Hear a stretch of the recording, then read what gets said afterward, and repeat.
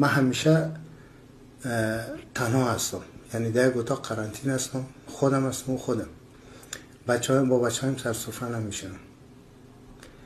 و ای که من سینه مرغ میخورم و اونا یه غذای ساده، خیلی برام سخته.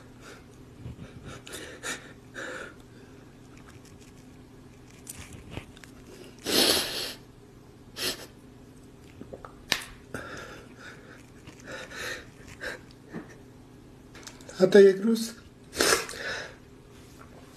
من رفتم تمرین، مادرش میگفت دیگه سینه مرغ نداری. گفتم خدا کریمه. و وقتی برگشتم دیدم که همون سهمیه رژیم رو آورد. گفتم خب چرا با من شوخی میکنی؟ در این موقعیت من طاقت تحمل شوخی رو ندارم. این سینه مرغ که داشتیم تو چرا گفتی نداری؟